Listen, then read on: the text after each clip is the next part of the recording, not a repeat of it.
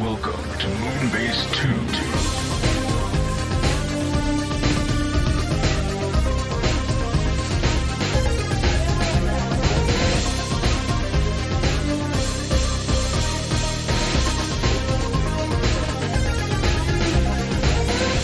Hello, everybody, and welcome to the Moonbase 2 podcast. My name is Andy, Corporate Commander TFW, and I'm joined by the Pain Pecco himself. It's Mikey G. Wolf E3. Hello, Mikey. It is not pain if you accept it. I don't think that's true. Something tells me that's not true. You're trying to shoot a statue of your boss, and all you're doing is setting your entire system on fire. That sounds like a very specific reference, and I don't know whether that's your life or like something you've seen. Listen, if you don't know, you don't know. And if you do know, you do know. That's true. I mean, that's a fact. That is literally a fact. See, it could have been that you were suggesting that you were in the National British History Museum in London and you set fire to one of the dinosaurs. I didn't know. You don't have any evidence for that. For that or against. Normally. For or against. This is true. I wasn't even in the room. I wasn't there. I could not say. How could I be there? I'm in lockdown, Andy. I'm on lockdown. I'm not saying this was a recent thing. I'm just saying this Andy, could have happened in your past. Shut up. It's all good. We're all good.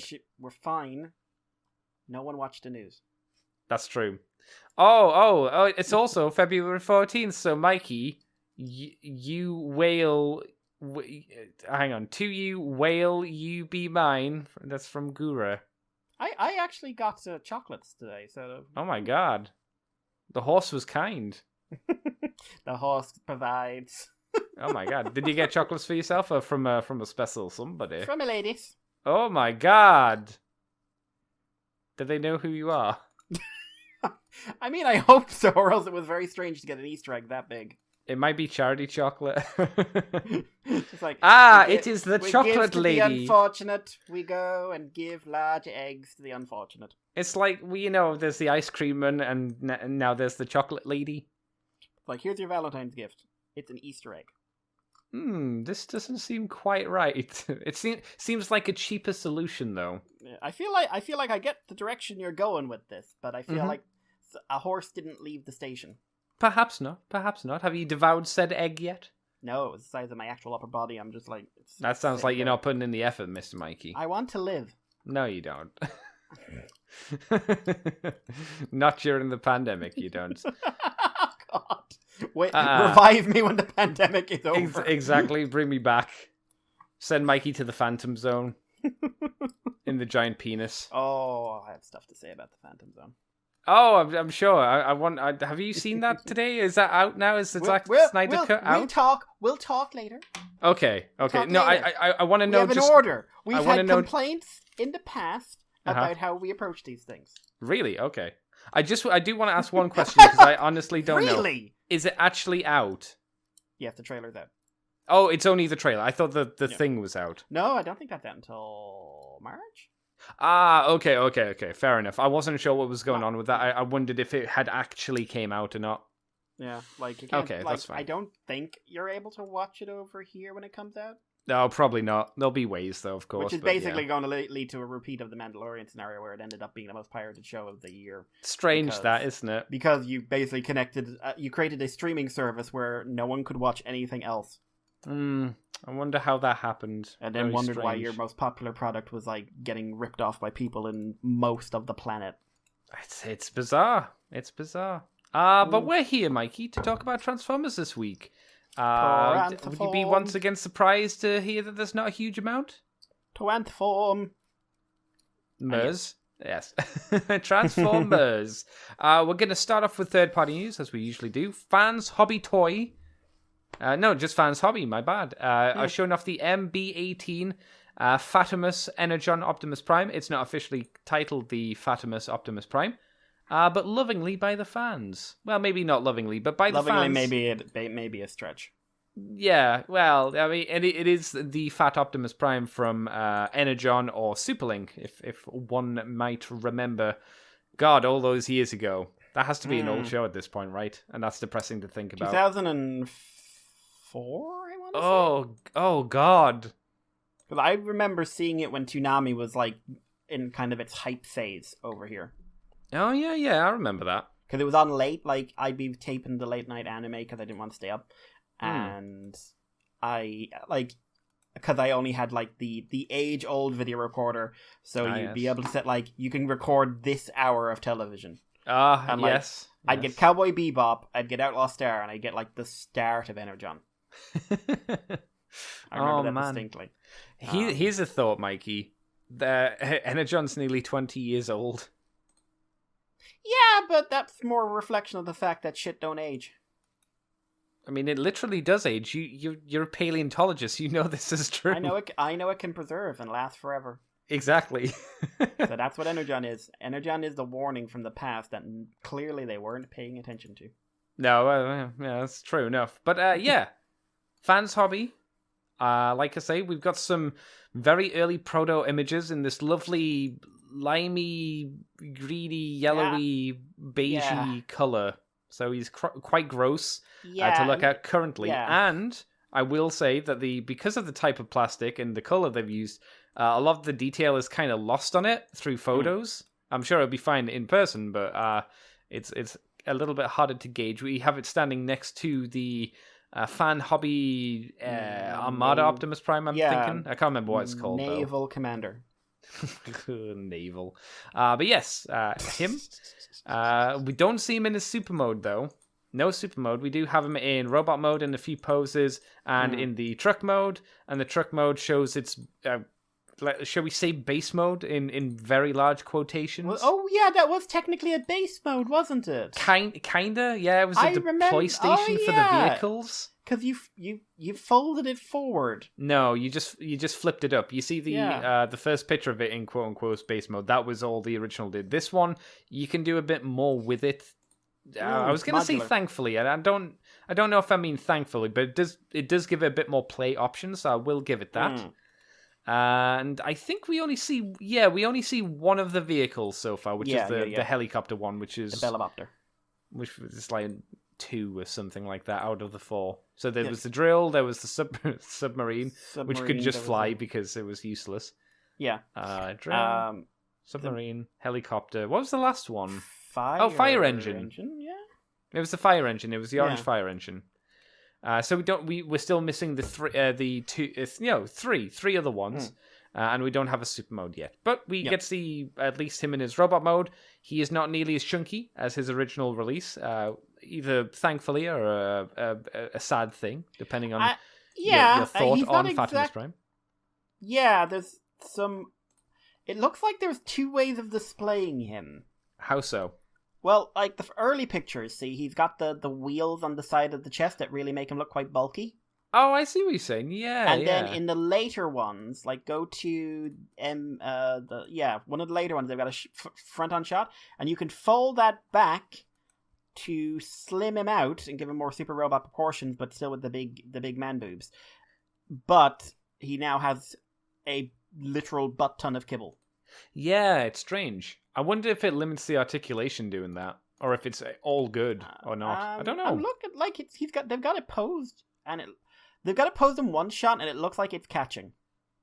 Yeah, it could do. Yeah, because if you look at the what just before you hit the vehicle mode pictures, they've got him posing. They've got his waist twisted, and you can see like the wheel is catching it.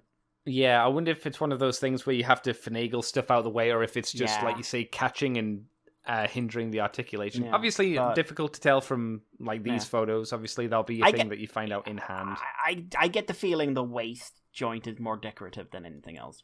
Perhaps, especially with the wheels kind of slapped down. Possibly, I would agree with that.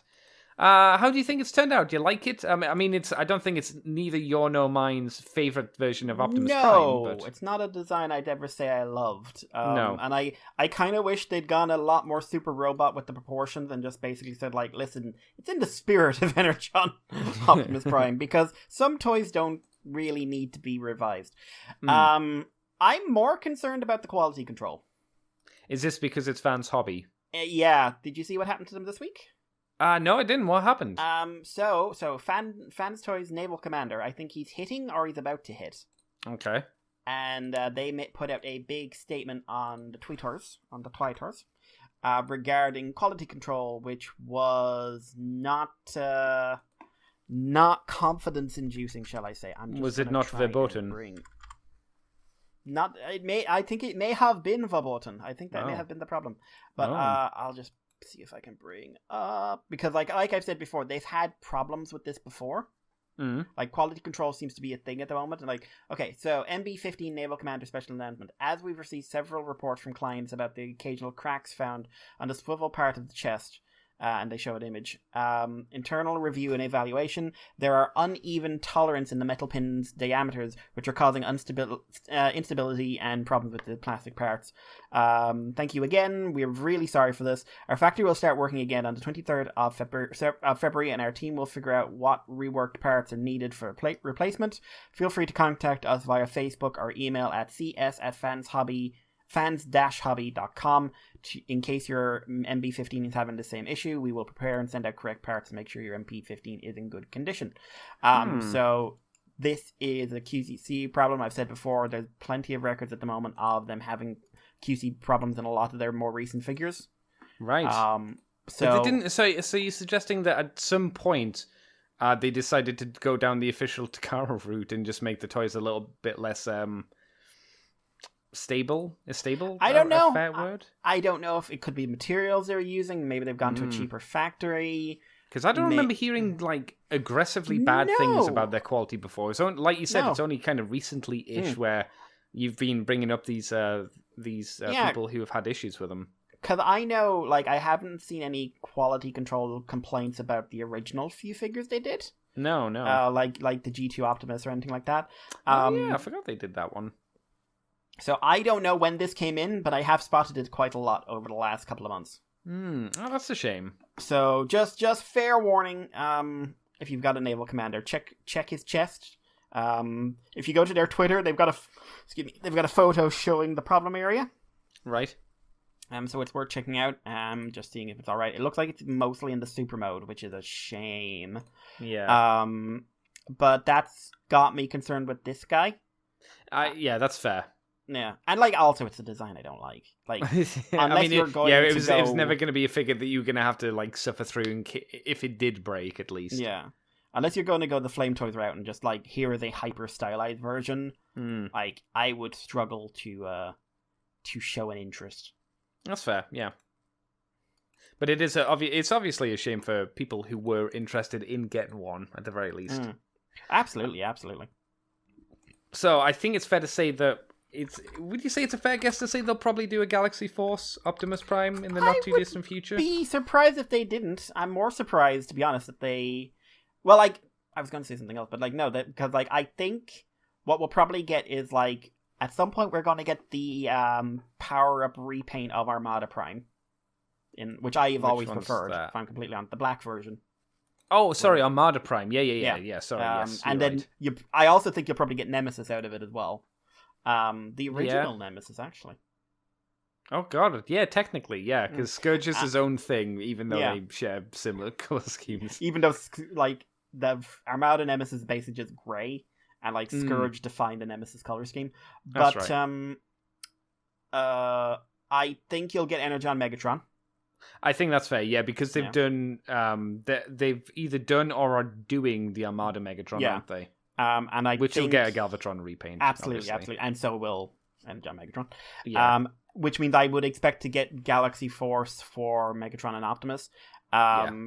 Which I'll be curious about, because the Master Megatron design, if they get to that, is one that would fight you, I think.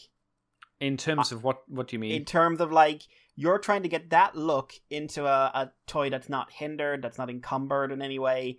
And that design, I've always liked that design, but it is a design that is made for, like, looking at you in one direction. Because anytime I fiddled with that toy, I've, like, the arms get in the way, all the extra spikes get in the way. Yeah, he was a very chunky boy. Yeah. And here's the thing, I would put money down there'll be an exclusive repaint of that into Batman. Oh, because of the vehicle mode. Yeah, I could see that. The comparisons were always there. It was always the joke, ha ha ha, Batman. At the very least, he'll get a Master Galvatron repaint, obviously. Yeah. Obviously. I never really cared for the Master Galvatron version. I preferred the colors on it. I thought there were aspects of the Master Megatron that I liked. I just didn't like because he was like black, tealy, greeny, yellow, and purple, and I felt there was too many colors on him. And maybe I think I like the Galvatron more because it was just silver, black, and then like purple for his face. And then some red eyes, and that was it. So it wasn't as aggressive with its like flurry of colors everywhere. It kind of splashed on him. Not that I hated the Megatron though. Okay. So I guess buyer beware at the moment, and I'm sure we'll be talking about them in the not too distant future with more Unicron trilogy stuff. Hey, at least they're doing Unicron trilogy stuff, and it is different. Do you remember when Hasbro / Takara was going to do Armada Optimus Prime? Yeah, and 2 years that's this vanished. Week. Oh 2 God, years really? This week. Oh no. I saw like midweek someone was like, it is now 2 years to the day when we saw this guy next to the Star Convoy that came out in selects. So that's sad. I'm really hoping it's something that got knocked off by COVID, and maybe we'll hear something after COVID. Yeah, it'd be nice for people to have the option to get it, especially because I think people were fairly excited with it. It looked good, but I also am very well aware of the fact that it got knocked off by COVID, and they're never going back to it. Yeah, I wouldn't be shocked, but yeah. We'll see. Same with the Masterpiece Raiden, to be honest. I think that's probably fallen to the wayside as well. Oh, yeah. Which, hey, that would have been mildly interesting. Yeah, a lot more interesting. But Mikey, do you want to take us on to the next bit of news? Yeah. Speaking of the trains. Yeah, indeed. Speaking of the train boys, Moon Studio have revealed MS-01 Dark Knight and MS-01 Iceland. All right. Iceland. I didn't try to buy Iceland once. What? I'm sure that's a thing. Anyway, so this is G1 Getsui and G1 Yukikaze from the Raiden Trainbot Combiner. So yeah, these are masterpiece scaled as is the norm, and these are 2 train guys. They link up in their train modes and look like they're coming with a little train track. They are kind of semi-bullet train, diesel train things. I don't know trains. But yeah, we see them in their robot modes and we see them in their alt modes. They come with very big guns. Yeah, almost like they're used for the side of the legs for a combined mode or something. Yeah. Strange that. It looked like they've got some kind of transformation joints in there, and it also looks, some of them, they're like, one of the guns has a smaller gun on top. Yeah. Actually, they both do. One's got it on top and one's got like a long rifle. But we get to see the leg modes, which are pretty simple looking, but the guns go on the side for a bit of extra stabilization, which I actually really like. Yes.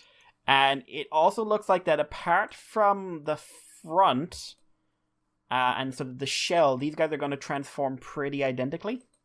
Which makes sense. I mean, they're both going to be legs, so it's probably a smart idea to do that. Yeah. I'm not... would you believe I'm not super familiar with Raiden in terms of his individual components and like their look, so I can't tell you if these guys are like super on the nose for Raiden, Raiden Trainbot guys, but I do think they look decent. I think they desperately need to be seen in their color versions, but I like the chest details. And I like the proportions. The heads are a small bit generic, but it is the way. Yeah, I mean, it was literally what they looked like in the shows, so, what can you do there? Yeah, and like I said, like in train mode, they're basically the same, just one's a bit pointy, and one's the front of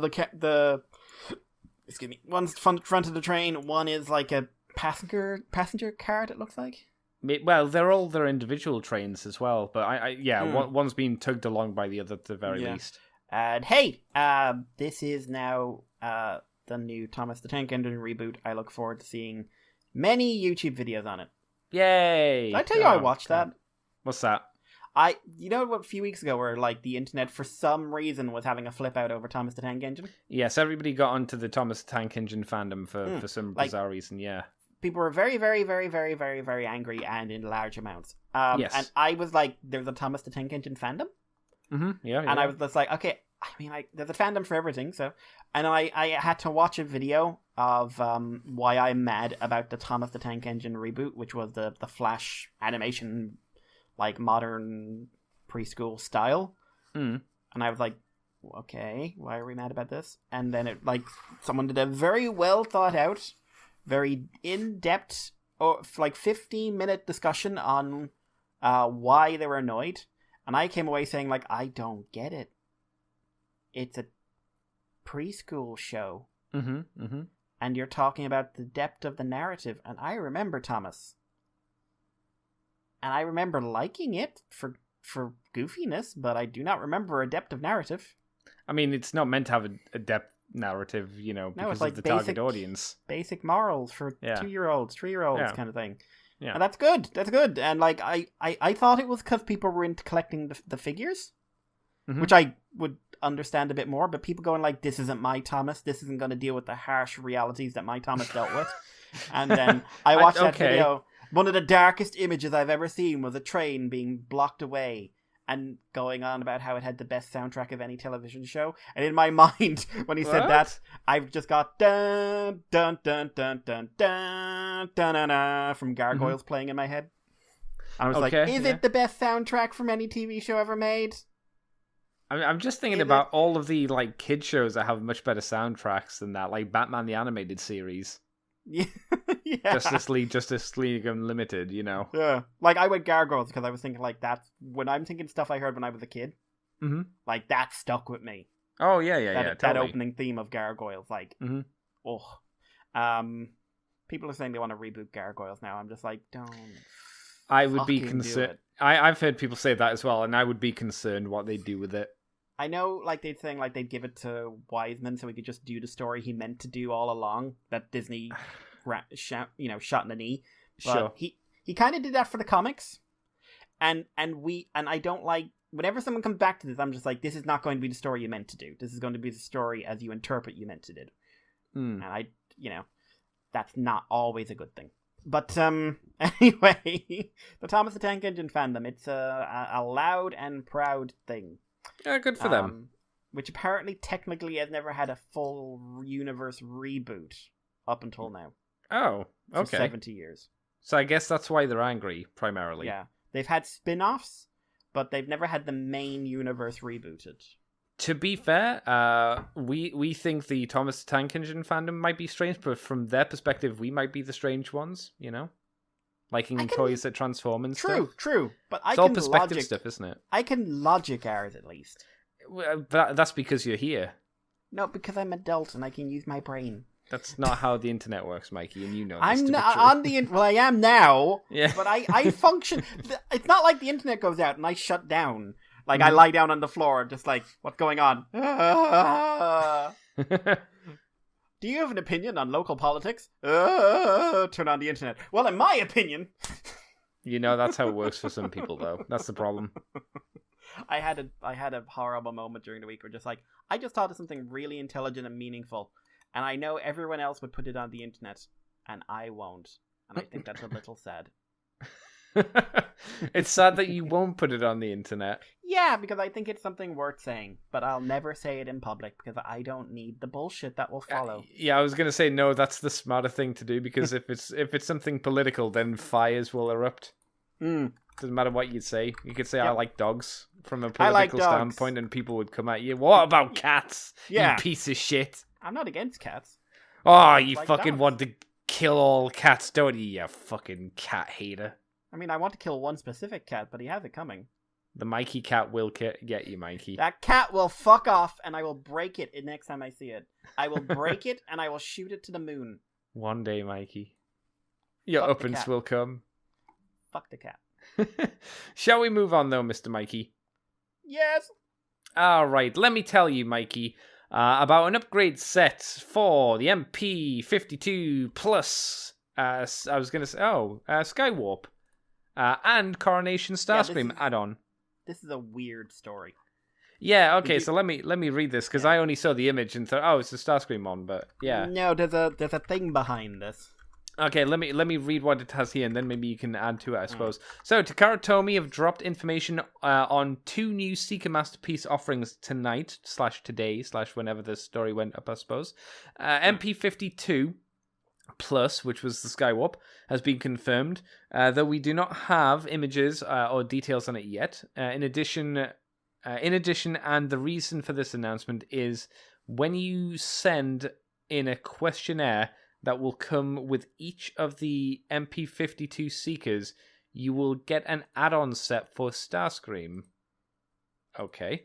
This will be parts needed to deck him out in his full Coronation 86 movie outfit, for better or for worse.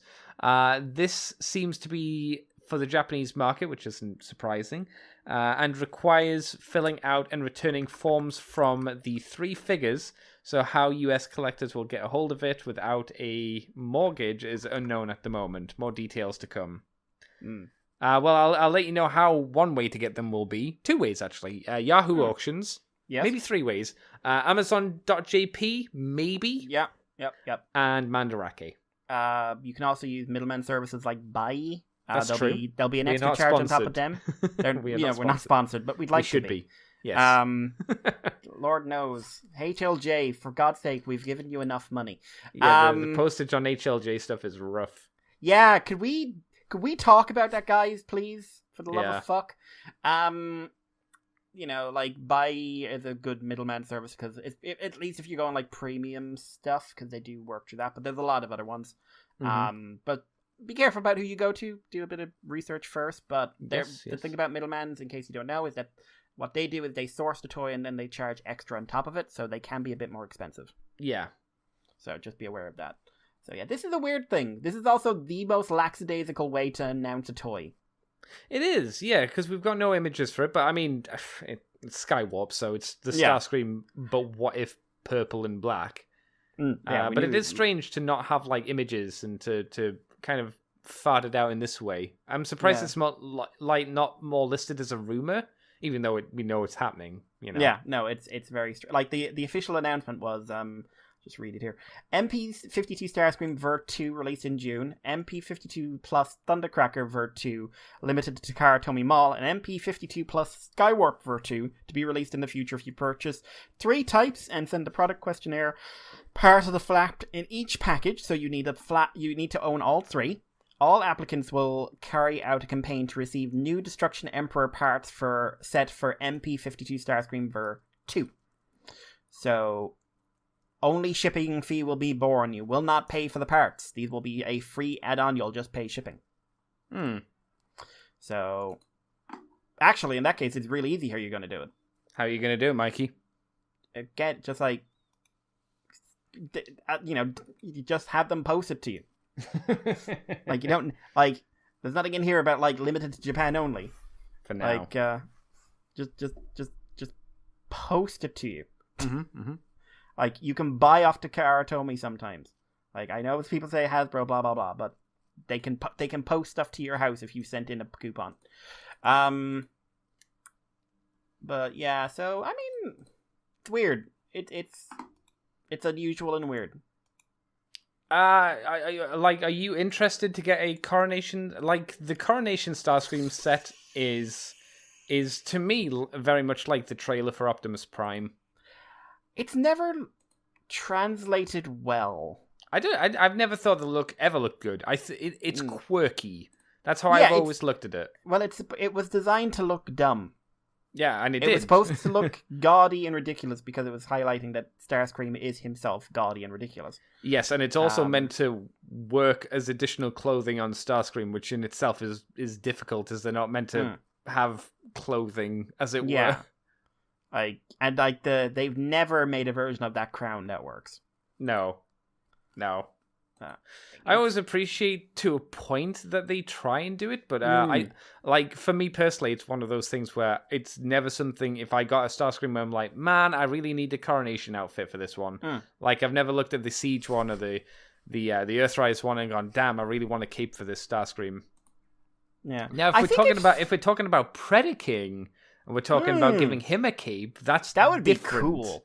Because it's different because it's a very specific thing that's never been done, and it's stupid. And his bulk is a lot better for looking like it has a cape.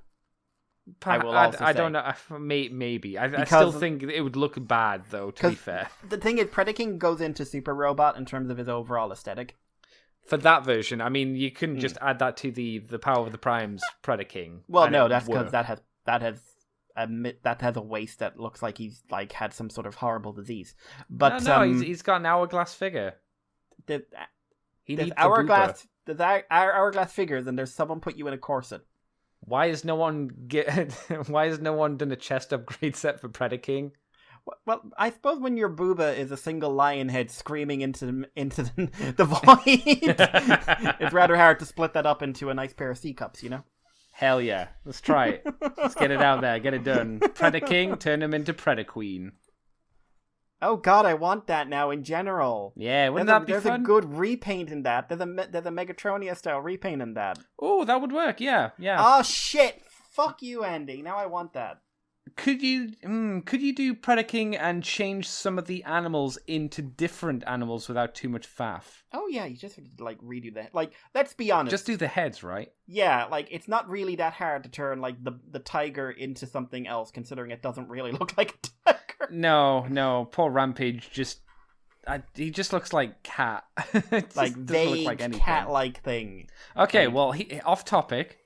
What would you turn you personally? What would you turn that you think could work? What would you turn each of the Predaking cons heads into that would work for the bodies?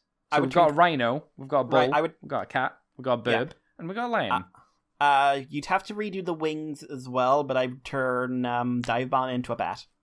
Oh, okay. Yeah, that could work. Plus you'd also get a new silhouette in Predaking. Mm-hmm, yeah. Tantrum into a sheep. Predaqueen, you mean? Predaqueen, sorry. Tantrum into a sheep, like a bighorn sheep. Oh, that'd be great. Oh, Watame. Yeah, like Watermelon herself. What about the rhino? What would you do for him? What would be good for Could him? you... Hippo. Oh, that'd be pretty cool. Yeah. Hippo would do good there. The cat, I don't know, something vaguely carnivore-y. Like you could... Could you do it into hyena? Oh, easily. He's got the proportions.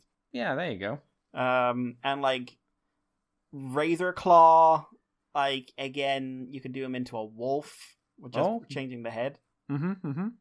And then there you got, all you have to do is change the beast heads. You don't have to change anything else. Yeah.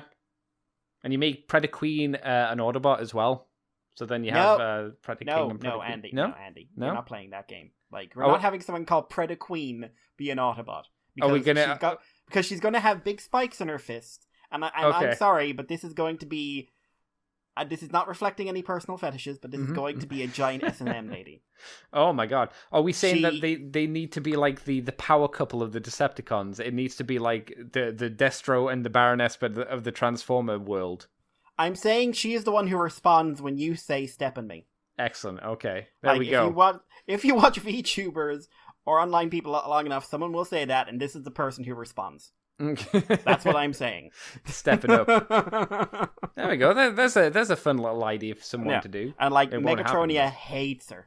Oh yeah. They do not get on. Yeah, just hates her. Yeah. That could be fun. I'm sad now. Won't be done though. But yeah. I saw. Talk about things I thought weren't going to be done. Oh my god! If I can find it, I'll show it to you. But I saw a third-party concept that apparently made it to like will be produced and then got cancelled. Okay, what was it? It was a not Power Rangers. Okay, and the person who said it was cancelled, they don't know why it was cancelled. Oh. So they don't know if I can find... there we go. So, save image. But I saw this during the week, and I'm just like, what the fuck? Someone make this. This looks fantastic. Because it's a Transformer. It's a Transformer combiner, but it's like based off the Megazord. Right. Because like each of the dinos have individual robot modes. I wonder if that thing. Yeah, I saw that too. That looked pretty neat. I like the Megazord mode. It's different. Yeah. I like having the mammoth of the leg. It makes more sense. Yes, it's a bit sturdier than a cat. Yeah, I wouldn't say for me it's perfect, but it is an interesting kind of different look for them. It, I should say. It looks like they're like the design approach is more like mech cockpits instead of robot heads. Which I like. Oh, I see what you're saying. Kind Yeah, of give yeah. them like a Ripley Aliens 2 kind of vibe. Yeah. Alien, or just Aliens, obviously. Ah, that's a shame that But- didn't happen. Yeah, like this Huh. was in development somewhere with some third-party company, and it got cut. Ah, I wonder if it was a legal kind of issue. Maybe, but the thing is, Power Rangers are with Hasbro now, so I don't know how they'd actually react to the third-party Power Rangers circuit. Who knows? Things have happened. No, I mean, I they're mean- not Disney, but I think Disney No. owns Power Rangers, don't they? Disney, yeah, no, you're right. Disney owns the overall license. Hasbro, no, Because it's gone back to has it gone back to Saban? no, Hasbro bought it. Yeah, it went back to Saban, and then Hasbro bought it off Saban. but Like, Hasbro bought the license to Power Rangers. It didn't just buy Yeah. the toys; it bought the entire license. oh really? I thought like Saban still owned it, but Hasbro Saban's had the still rights to make the involved. toy. I think they're some sort of producer, but no, they Ah. bought that. That's why everyone got really excited about Dino Fury or whatever it's called, Okay. because they were saying like it's the first completely non-Saban series. Wow. Because like That's the last show I was going to say the last show was produced under Hasbro but was conceptualized by Saban in the Saban days. Whereas this was the first one that's just like, no, this is completely independent of Saban. The problem was, as I was curious, I looked into it, it was like the entire production team is the same. Hey, Some well, of the good for right- them. Lucky for them. They still got the job, so no, that's good. They're not out of jobs, but that means all the problems they've been having for the last 5 or 6 years, however long it's since they've come back, Yeah. they ain't going away. Well, you know what they say, Um, Mikey? If there are problems, never change them. And it turns out, this was really weird. It turns out that one of the writers Mm-hmm. is Aeolus from Hercules. Really? Yes, Hercules' sidekick? yes, Wow. Oh. Huh. yes. I wouldn't have I wouldn't have pictured that or pegged that. I wouldn't have guessed that at all. Hmm. Wow, weird. Strange times. Very Hmm. strange. Mikey, Yes. let me tell you about the last two stories because we can quickly wrap this up. The Yep. first one is Transformers G1 The Immobilizer, which is episode Immobilizer. 22. Extended and deleted audio footage of the stuff. Thanks to people at the Space Bridge. You can find it on YouTube. If you head over there, you can go and see this stuff. Here's what the Transformers at the Moon, I should say. Transformers at the Moon. That's the people that did it. Here's what the clip says. This video contains the deleted and extended scene audio from Transformers Generation 1 episode The Immobilizer. The audio was taken from an original unslugged Marvel production cassette tape. Back in the day with cassette tapes, we own and is reproduced here for fellow fans to enjoy hearing the audio for the first time. You can find the transcript of the deleted audio below, obviously of the video description, I'm sure. And enjoy watching it. So I haven't watched it, but if you want to find it and you're interested to see a bit more extra stuff on that specific episode, go over to YouTube and find Transformers G1, The Immobilizer Extended Audio. There you go. Have you watched it, Mikey? Yeah. Nah, it's not really my thing. Agreed, but I think it's neat that it's there. If it does tickle your pickle, then rock and roll. The last bit of news is Transformers Studio Series 86, Voyager Wreck-Gar, and Sweep product numbers. So we find out that young Wreck-Gar is coming down the pipeline, and apparently a Sweep is. What this means is I would imagine a repaint, because I can't imagine they'll... I have Maybe a they'll do a question. different face. But otherwise, I don't I was know. gonna say- What's I was your going to- question? So, all about accuracy at the moment in terms of colors and stuff like that. Yes, Right. yes. The sweeps were identical to Scourge. This is true. Like, there was no color variation. We like to pretend there was, but there wasn't. They looked... Do we like to pretend there was Some a color? people do. Someone tried to convince me they could tell the sweeps apart once in certain things, and I was just like, no, you couldn't. That's like saying, I can tell all the reflectors apart. No, you can tell one reflector apart from the others. Yeah. The one with the camera in his tummy. Yeah. So the only thing I could think to justify like that, unless it's just like we want to re-release the toy, would be a new face. I guess so. I would have thought they'd do maybe something else with it as well to justify, because it seems maybe hard to extras? justify to fans. Like, oh, it's just got one new face. The thing is, People would buy that, I suppose. people have already bought their sweeps. Yeah, this is also a thing. Yes. If we're honest, they've gone out and they've bought 4 or 3 5 scourges. or Yeah, 3 God. or however many scourges they bought. I'm sure there's someone who's got 10. You know I'm right, but I just, this seems redundant. Maybe it's like, okay, it's one of those things where late in a lot of lines we always bring in like, here's a new toy and here's an old toy to fill out the wave, and they're just like, sure, stick it in a new box. But maybe, that might be a thing. It will be interesting to see if they do anything though. If they do anything new with it. Whether they do or don't, I don't know. But Mikey, Wreck-Gar. At least Wreck-Gar's coming, so that's good. Yay! Cool. Yeah, I'll be interested to see how well they are able to adapt, G1 looking Wreck-Gar. Because the last time we got him was it the Generations Wreck-Gar? Or was the one after that? I believe that was the last one. And that was a very unique looking Wreck-Gar. At least G1, toy, you mean, obviously. In terms of, like, that had a lot of QC issues. Yes, because of its plastic, yeah. It's not a bad figure, it's just like it's you not a bad say, design. the plastics was not the best. Most people have the handlebars missing from it, if you remember. Just because of the way the plastic worked. But yeah, Mikey, that's all of the Transformers news this week. Yet again, we are running light because there are no toy fairs going on. So, as usual, Mikey, I look at you and I say, Mikey, what have you been up to this week? What have you done for fun, son? Well, I meant today to watch ReZero and Jobless Reincarnation to catch up, and you were meant to. I was meant to, and then I ended up watching the finale of the Twitch D&D run with the VTuber ladies. Hey. So apparently, like all the D&D games Arcadum's running are going to come together for a big finale, and then either it's a full reboot or it's like a time skip coming up because the guy's having like a stress-induced madness and needs to take a few weeks off. Okay. Because I think he's been running something like at one point up to 10 games at once. Why? When and he's writing scenarios for all of them and everything else, so he must be insane.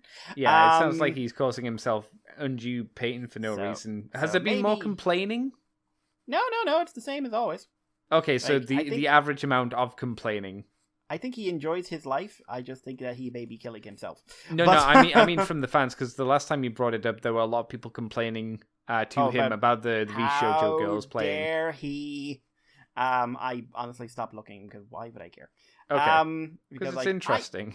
It's interesting that people are that insane. I learned during the week. I didn't know this at the time. Apparently, like, the second episode where they had the first sex scene? You mean in season 1? Yeah. Yes. Where Silvervale, like, basically went, like, can you have sex in D&D? Is that a thing? And then it turned out it was. Apparently, she got, like, super harassed by a lot of D&D people for that. Okay. Who basically just started calling her a slut in real life and saying, of course, you would want to do something like that. And she, apparently went super quiet on social media for, like, a week. And then he got real pissed in a stream and told him, if you're going to do that, come to me first and see what happens. Mm-hmm.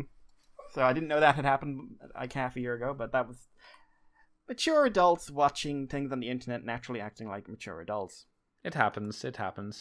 But yeah, so that wrapped up. That was really fun. I've never watched like I've said before, I want to try and get into D&D, but I'll be honest, my energy levels have not really been up for it lately to really dig into it. I think I know how to, given everything, but I'm just like, ugh, I'm tired. And you have to find the right people for it as well. Yeah, you got to find the people. And what kind of game do you want to play? Do you want to play a serious one, or do you want to play the weird one like the VShojo girls, which is probably not your standard D&D? No, I suspect not. But it was really it was mostly just a boss fight. The last one. Okay. Apparently, all their epilogue stuff is going to be handled after the big event. All right, okay. But no, it was really good. It was interesting to compare to where, like, even, like, complete amateur like me compare, like, how they started to how they ended up. Mm-hmm. Because they went in very much convinced they were all going to die. And they kicked the shit out of him. Hey, was it just good rolls? Yeah, they had some good rolls, but, like, real good strategy thinking, in all honesty. Oh, wow. Like, there was good planning and everything else going on. Now, no one deliberately sabotaged themselves. That's kind of shocking. No, Melody nearly did because no, Zentreya nearly did because at one point there was a thing like if you hit the monster, it spawns like 1,000 minions, and she's like, "But I want to hit it." Yeah, and they were like, "But there'll be 1,000 minions." But you could all take out this is the thing. You could all take out the minions, but there'll be 1,000 of them. But I want to hit him. I want to punch him. And Melody ended up summoning their really weird god friend who helicopter dicked them into having like extra points on their rolls. Oh wow, okay. And apparently at one point was like asked their him, could I use his powers to leave this battle and leave my friends to die so I could survive to the big final fight? Was that Mel that said that? Yeah. And oh no. Apparently apparently I was watching it. She was told that yes, that is something you could do. I would not stop you from doing that. And she spent about 2 to 3 minutes mewling in this one. Was everybody like, no, no, yeah, no? And she's just like, but I'd be alive and you'd all be dead. I'd be fine though. Yeah, that was it. I'd be fine. Yeah. You wouldn't be here, but I'd be fine. I can see the logic there. Yeah. But no, it was fun. And it ended in a sex orgy because live as you die.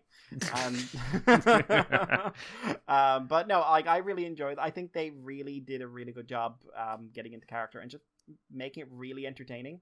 Oh, okay. Because like I've checked out other ones and like some of them they're really fun. There's one group called Shattered Crowns. I really want to go back and just watch the whole thing because they're insane as well. But some of the other ones they're very serious. Okay, yeah. And to the point where like I think it's good to be serious in character, not so serious out of character. Like if you want to play the game straight, but then you're having all these like ridiculous conversations that are just you talk to your mates in the middle of it, and you're all talking very seriously and blah, blah, blah, blah, blah. I just like, dude, you're talking about pretending to be a goblin. Have fun with it. The goblin might be serious. You don't have to be. Yeah. Like that's my view of it. I'd rather have fun, even if like you're playing super serious, straight-laced in character. But no, I really hope to do another one. I would absolutely. I know some of the other VTubers are going to do another campaign with him. I know Vaby and Nanners is in one. And I feel like Nyanez wasn't in this one because I remember you said Nyanez was going to be doing something, but because it was Melody, Zentreya, Silvervale, Momo, Bunny, and Iron Mouse. So that was this one. But in the next one, I know Nyanners and Vebe are in the next one. Is Fruit in there? Fruit? I think so, actually. Okay. I think so. And I would have been surprised if she wasn't, to be honest. Someone else that I don't think I'm familiar with. Is it the new one, Umi? Is it Umi? No. Hime, I think it's Hime, that's it, yeah. I thought she wanted to do one, but this was weeks ago when I saw this, so I don't know if she's been added to it or not. But I'm just thinking, like, I've seen Vebe. Yes. I don't even think the VTuber girls had prepared him for this. No. Because she's a different kind of crazy. Yeah. She's a bit more dangerous kind of crazy, shall we say. Nyanners, like, he's dealt with Iron Mouse, he can handle Nyanners. But, yeah, Vebe could be an experience. I will be, like I said, I want to go back and check out some of his other campaigns, because, like, I'm definitely interested in the world. I think like, if the guy's killing himself to do it, he's certainly, like, producing a product. That's good. I mean, it's not good that he's killing himself. No, don't kill yourself. It's doing well. Because people will want you to come back, like, after your break and keep on doing this, so don't die. Yes. But yeah, so there was that. Couple of things I forgot to mention last week, right? Oh. I watched the first 8 episode of, what's the full name? SD Gundam Sengoku Souketsuren. Ah, that's right. Is the newest SD Gundam series. I think there's only like 12 or something episodes out, but they're not up in Gundam Info yet because of some weird licensing shit that's been going on with this. And yeah, so this is the second SD Gundam series based on the Three Kingdoms story from China, which is the basis for Dynasty Warriors, yes? Yes. Yes. Yeah. If you play the Dynasty Warriors game, you probably know the Tale of the Three Kingdoms. Also, it's a Total War version as well. I've only played the Dynasty Warriors games that are based on other products, so I'm not so familiar with it. That's fair. Yeah. Basic story is you mean so far, because it's a very long story. Yes, and they wrapped up an arc, and I think they're like I think it's going to be like 8-episode arcs in this. Oh really? Okay. Because they've wrapped up an arc, but they're setting up another arc already. Is Dong Zhuo gone? Yes. Yeah, okay. Yeah, that's the first part done. I am going to use the Gundam names because they are doing the thing where they're spelling the names in the Chinese way and pronouncing them in the Japanese way, which means I'm having trouble associating names to names. Okay, so hang on. Like, what? So Dong Zhuo, are they saying Dong Zhuo in the show? Are they saying something else? Something similar but different. Like, that's weird then. Chow Chow, is it? Chow Chow? Sao Sao. Sao Sao, they're saying Show, I think. Okay, I wonder why, because I've always heard it as Sao Sao. Because I know the katakana reads different, or I don't know if you call it katakana or basically katakana kanji and whatever the equivalent on the Chinese mainland is. Like, right. they can look the same but read differently. Like, that was one of the issues with Thunderbolt Fantasy. Oh, Christ, it was. Names, it was very confusing. Like, I really wish they'd either spelt the names like they were saying them, or said them like they were in the original it was Taiwanese. Taiwan? Yeah, Taiwanese, I'm pretty sure it's Taiwanese puppet show. Yeah. But anyway, so this was much, much darker than I was expecting, Andy.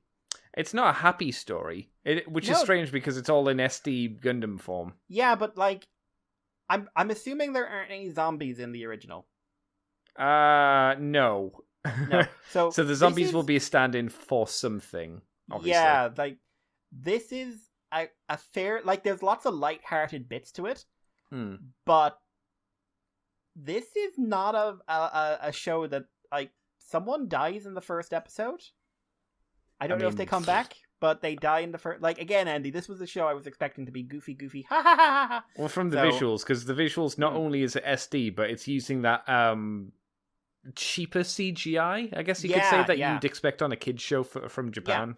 Yeah. And like the Quebly, I'm going to use the Gundam names because it's easier. The Quebly gets like stabbed in the fucking back.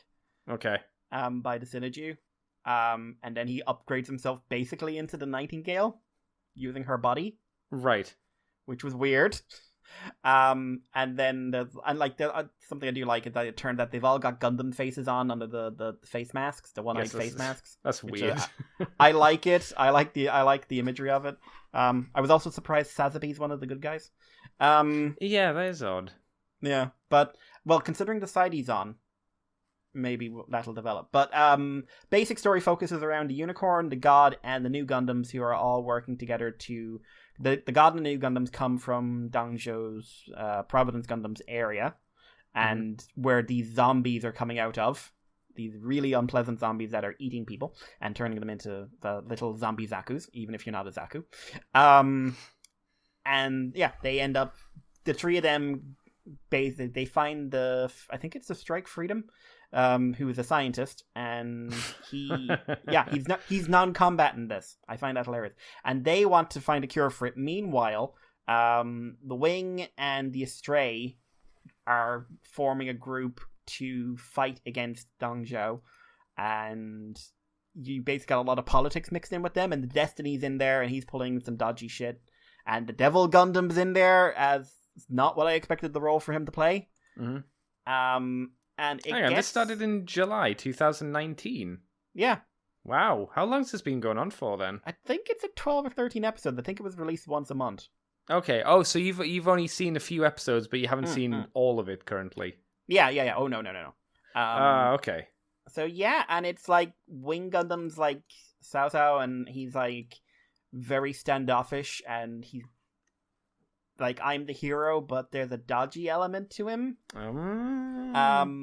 And like the Sinaju's like bloodlusting, and the Tallgeese brothers are in it. Like Tallgeese and Tallgeese 3 are like these like brother characters who are always together.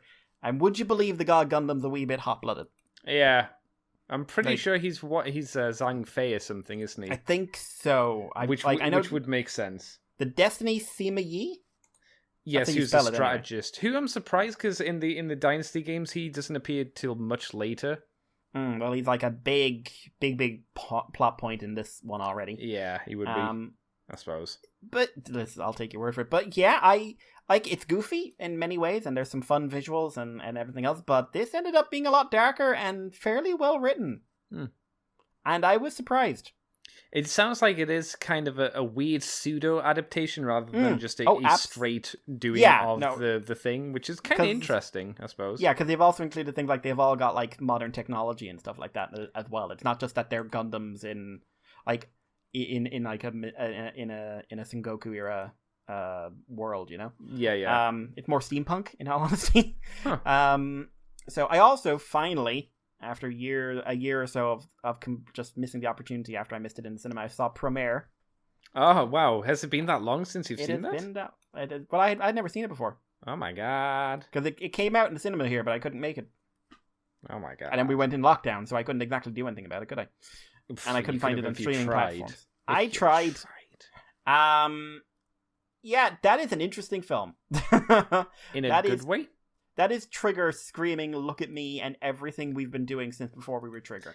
Yes, it hits a lot of the Trigger tropes, I would say, but not in a bad way. No, very much on purpose. Very like that's the thing. I don't think it's the best written movie of all time or anything like that, but it's incredibly enjoyable. It's got an amazing visual. Like it's clearly being done by the guy who did the art design for Kill la Kill and Gurren Lagann and Fooly Cooly. Just a bit, yeah. Like you can see the DNA and Die Buster as well.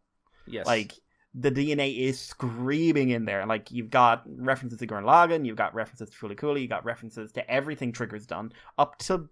Yeah, the only thing I haven't seen in there is Brand New Animal. That's probably only because like Brand New Animal was too new for them to do anything with, I guess. Yeah. It's pretty visually stunning. The story is actually like the world I thought was really interesting. Not what I expected at all. For instance, I thought the other one was a girl. The other I thought the other main character was a lady. Oh, yeah, no. But we do get a kiss scene, so everyone was very happy with that, I'm sure. Yes, you probably don't remember, but there was a lot of Twitter fan art of stuff like that. No, I completely went by me. Somehow I've remained completely unspoiled in this film for a year. That's kind of impressive in a way. I think the problem of it is it's in a lot of ways. I think the visuals carry it. I don't think it's a very memorable story. No, it's really not. It's a nice world, but like the bad guy is pretty lackluster. Like it's kind of amusing that basically they made evil Gamagori. Did you see it in English or Japanese? Japanese. What, are you crazy? I'm just checking. What world do you live in? What backward society do you exist in? I thought you might have done a Jason, basically. Jason's not human. I know. I wanted to know, did you think the bad guy's voice fit him? Because he was a big character with a Gamagori kind of style who you thought would have a really deep voice, he doesn't. Would you like to know a little bit of backstory? Sure, okay. I like backstory. This is one of the only films in that, like, it's not very common for Japan to use celebrity voice actors. Oh, all the main cast in this were celebrity voice actors, apart from the main three anyway. And many of them had no voice acting experience. Ah, interesting. And before I knew this, and I was watching the movie, I was thinking, like, two of the main three do not sound right. There's something about the performance that's off. Yeah. I looked into it, and the guy who played the effeminate-looking man whose name I can't remember, he had a little bit of voice acting experience. The other two, the main villain and the main guy, did not have any. I didn't mind the main guy. It was mainly the main villain, just because there was that disassociation between how the character looked and how he sounded. Oh, definitely. I expected someone bombastic, but he was not. But like his delivery and I was really aware of line delivery. Like I blame Transformers for this, by the way. And he was neither one of them hit the beats I thought. Like there'd be a screaming moment for the hero, and he'd be like too low key. Yes, agreed. Yeah. And that, like, because he'd never voice acted before. Yeah. Like, he was a fairly well-known TV actor, I think. And, yeah, he gets brought in. Apparently, the director was like, really picky about bringing in... He, like, wasn't happy about bringing in celebs. I'm not surprised. Why did they do the American thing? Because that's what America does all the time. I think because it was a big event, so they wanted to try it. And, like, it kind of showed, like, listen, you know what you're doing most of the time, guys. Just... But Or yeah, new voice also actors, or get more new voice actors. I really like that mech design, that weird semi-Gurren Lagann, semi-Inferno Cop mech design, and I'm really annoyed you can't get either a figure or a kit of it. No, they no were thing there, doing but- or have done a Figma of the main guy, and Yeah. I think that's it. Yeah, it's weird to me that the robot didn't get something, because it's a really fun Yeah. design. It's something you can I'll- do into an SD model kit really easily, because it's already pretty SDE. Yeah. I also got a real amusement, like in the big final battle, and he's fighting this other robot. And I'm just like, that's Alexis on his. That robot has Alexis's head, Oh, yes. and it's. I was like, you can't kill Alexis. Again. He wins. Yeah. But yeah, no, I really liked it. Like a visual, like it hits a lot of nostalgia, but it is a movie you watch for just pure visual spectacle, and it's really visually engaging. And it's just like there are moments, and it's just like, this is why I've yet to see an animation company I'd say is better than Trigger. I've seen some that are as good, but I would struggle to find one I would think was better. I would say whoever did Your Name was better, but it's a very different style. Obviously, Well, Your Name is set in realism, and they're animation realism, and they're trying to go for a realistic, very spectacular scenes. While obviously, Trigger's going for, look at this crazy shit. Look at how crazy this shit is. Physics is your problem, not mine. Yeah, exactly. Yes. But like I would still put Trigger ahead, because like what they do with like storyboarding of like, this is the position someone's sitting in. It's not just that the visual style is dynamic; it's what they do with that dynamic art style. Like no one does it. No one does it like them. I think it's comparing two very different things together. Oh, yeah. So I don't know. I think it's almost not fair to compare them, because they're obviously doing two. I mean, you could massively probably different compare things. them to Ufotable in terms of just like, not necessarily strict style, but in terms of how they handle action scenes. There's quite a lot of crossover, and I really like Ufotable. I don't, as I said, I don't think they're better than Trigger, but they're one I would probably put it up against them. That's fair. Yeah. But yeah. I also. Do you see why I said you kind of missed out by not seeing it in the cinema? Because it is one of those things that is did a big screen experience. really like, pump up from being on the big screen. Yeah, I benefited from seeing the Broly movie in the cinema, and I really wish I could. And I saw the Konosuba in the cinema because I got fucking lucky. Oh yeah, that was good to see in the cinema. God damn, that was a fun film. Why can't we own that already? Where's season 3, Mikey? I don't know. How long's it been? Konosuba saved the Sekai for me. ReZero cemented it. That's what I always think. That's fair. And Villainous showed me that maybe I should go outside my comfort zone a bit. What a good show that was. Fuck. That was amazing. If anyone I've rewatched that recently. If anyone hasn't seen, like, I'm a Villainous in an Otome game. There's another shorter name for it. I don't know. But so worth your time. It's so fun. So fun. But yeah, I also watched the new episode of Back Arrow, which was another fun one that was freaky as fuck. Are we on to episode 5 or 6 with that or something? 6. Andy. Okay. Mikey. Pretty Boy Farms. Yeah, I saw you mention this before. There was a scene where, like, they drive by a sign that says Pretty Boy Farms. They look back and the sign is gone. I thought she was hallucinating because she'd been driving the ship too long. Okay. And then it turns out there's Pretty Boy Farms. And then it turns out they're the darkest shit. As these sparkly by shonen pretty boys. Oh my god, the shit they've gone through. Okay. Which also raises, like, why was she able to see a sign that wasn't there? What the fuck? Also, like, there's a bit of drama in the main group, and we get to play up stuff, and we also add a few extra dimensions to both the main character and the sort of the new secondary character, Shibei, which is kind of like adding a lot of moral grey to them, and I'm just like, God, now I've realized who's writing this, I can really fucking see it. Right. And this show is going to be over 20 episodes, so... And this is just... Like, this, I don't think this is going to be a Darling in the Franxx moment where, like, someone else is working on this and is going to fuck it up. It's just this one group. So if they fuck it up, it's their own fault. God, I hope there's no Darling. I don't want there ever to be another Darling in the Franxx moment. I never want that to happen again. It's so bad. That hurt me so much because of how invested I was at the time it happened. And you remember... There were interesting ideas in there. Yeah. I was apologizing a lot because I thought they'll save it. They'll pull it back. Nope. Someone said... We'll Mikey, do Gurren Lagann. Mikey, you never have to apologize for something like that because no one apologized more for anything than I did for Berserk 2000 and whatever it was. You know. You tried to review that for so long. I did. I was so hopeful because I liked the manga so much for it before I just went, I can't. So you don't need to worry, Mikey. Yeah. You didn't suffer as long as I did. But yeah, Back Arrow, I am definitely engaged. Good animation, good story, good characters, and weird. It's got weirdness in there, which I enjoy. And again, the horror of the Pretty Boy Farm, you are not ready for it.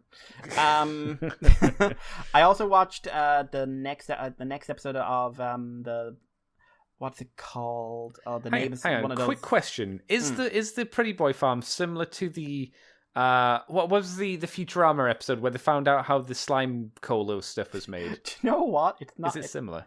It's not this similar. Yeah, I thought it might be. From the way that you were talking, I was like, this sounds like, what was it, Slums McGee? Yeah, there's a bit of slurms in it. There's a bit of slurms. Sweet.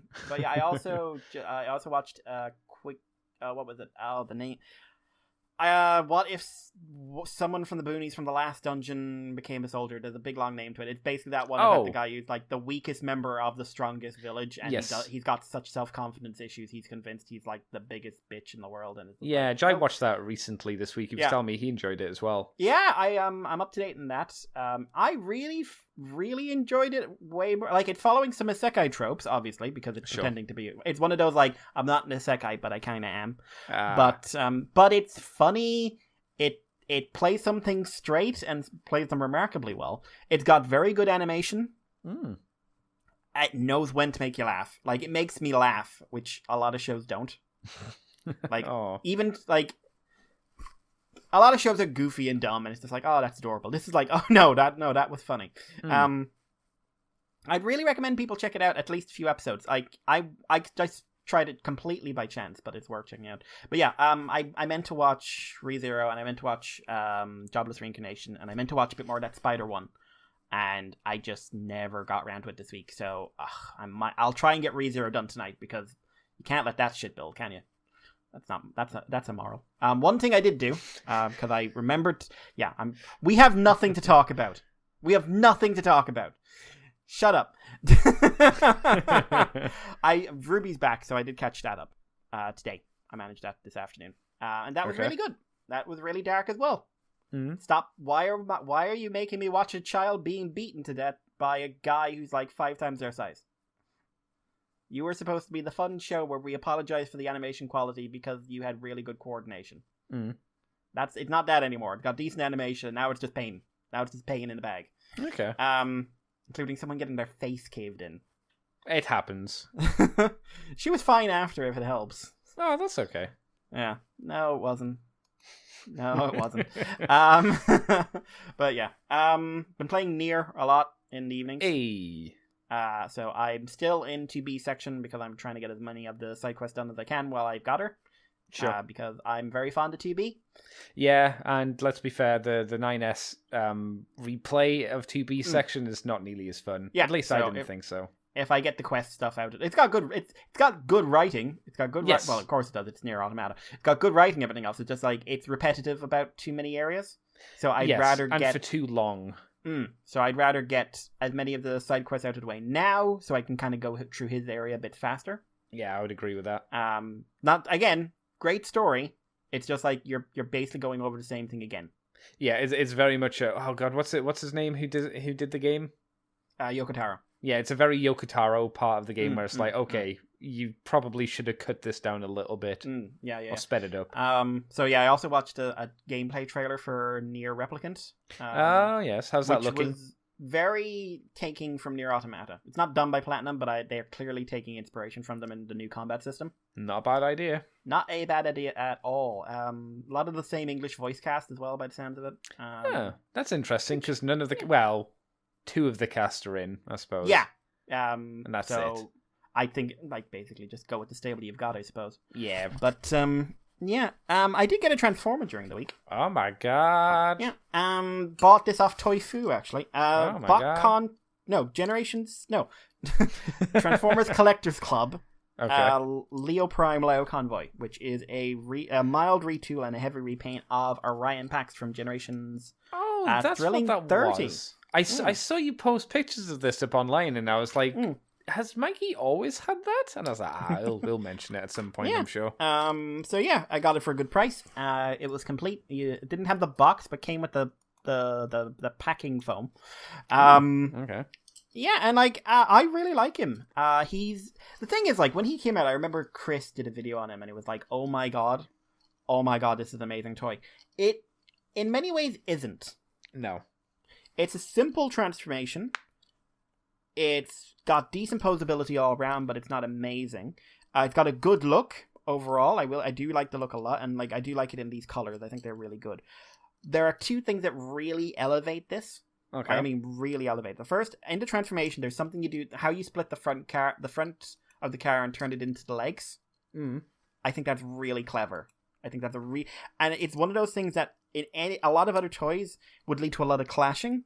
At no point when I've been messing around with this guy have I had a problem of part collision. And I'm really impressed by that. The second thing is the feet. The feet turn this into an amazing toy. Right. They are very simple. It's a ball socket on a stem, and the stem is on a roller joint. So it rolls backwards and forwards. And that gives him amazing posability potential. Like, because he has the basic right angle, 90-degree knees and elbows, but he can do like some crazy leg poses. He can do superhero poses. He can do anything you can think of because of this very simple joint design. Like, and it's got it's not a crazy range of movement, but it's a perfect one. And like that elevates it into a really solid figure. Without that, it would be average. And like average for its time. With that, like I really, really like how it turned out, and like these colors, and I really like how they turned the alt mode into a lion. Basically, by giving it the mane. I thought that was really good at taking advantage of visuals. Ooh, the only other thing I did of note was I watched the Justice League trailer because I was curious. Oh, yes, I saw that trailer as well. At least one of them. Why are people excited for this? I'm actually, this isn't me being sarcastic, I'm genuinely asking, because, like, I've seen Mr. Wallace is very enthusiastic of this, to the point of, I think, wanting to murder me. Well, Dave would be. Dave's always been a big fan of the DC stuff. Always has been. I get liking DC, but the first movie wasn't good. No. And a lot of people, the next one. Nor was the next one. No, nor was the next one. The one that preceded it was worse, I will say. Which one was the one? Batman versus Superman. Oh, that was worse, yeah. But, so everyone, and a lot of people saying like, oh, it's we barely saw any Zack Snyder stuff in this. It was all Joss Whedon stuff. No, it wasn't. There was a ton of Zack Snyder in that film. Kal-El, no. It's the best line in the film. Yeah, but so that trailer looked bad. I mean, it looked bad. You mean the new one that you? The new trailer looked bad. I would say it looks exactly what I expected. It looks like a Snyder film. I expected it to look bad. Yeah, and I think it looks bad. But I'm seeing people like gush over it and like, oh, it looks so different, and it looks more pretentious. Like that bit where Snyder. Superman's screaming and the shockwave is coming out as Lex Luthor, I think, is talking over. Like, it's a trailer that ends on its big trailer cliffhanger kick. This is the thing that to make you get up in your seat and go, holy shit, it's Jared Leto's Joker. Yeah, in worse makeup. The fact that he says we live in a society, I'm like, oh no, is this gonna be his thing now?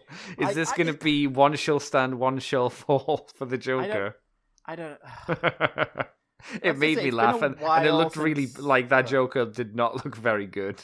No, I mean, I say it's worse makeup, but it's not worse makeup. They did take off a lot of the extraneous stuff, and I'm not even sure if it's supposed to be the real Joker or just Batman having he can do vision because he has clairvoyance in this universe. And now I'm seeing people go like, this looks so good. Why didn't we ever get the Batman movie we wanted? This looks so amazing. And I'm just like, no, it doesn't. It looks like the same fucking movie. Except it's going to be 4 hours long. Yeah. But, and according to Dave today, and I did not know this, only 5 minutes of new footage.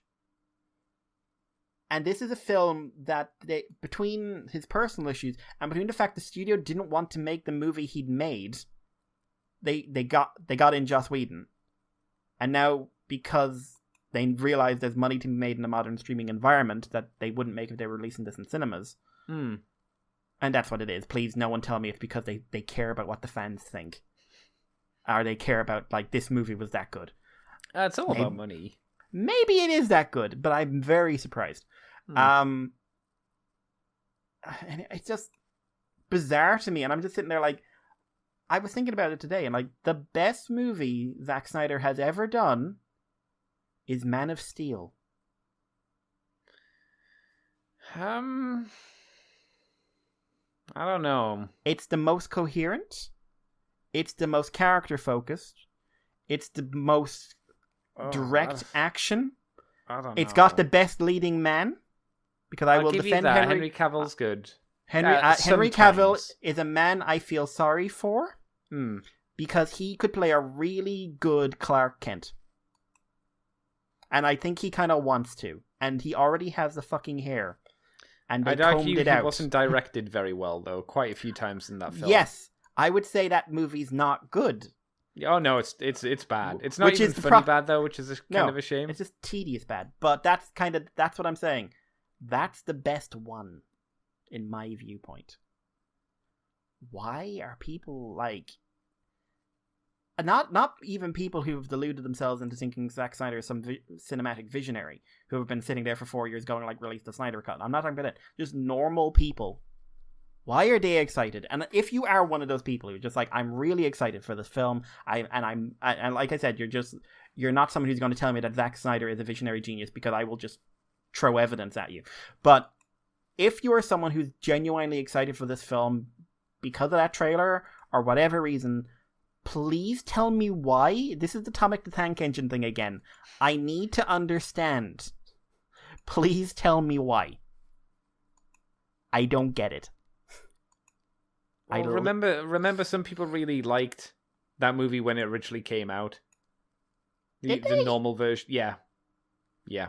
Because I only saw it at home like years later. I actually by the time I'd saw it, I'd heard so many terrible things. I came out of Justice League thinking, it was all right. You got to remember the initial reaction to films is usually incredibly positive, and it's only a while after is when like people will start looking at a film a bit more. Yeah.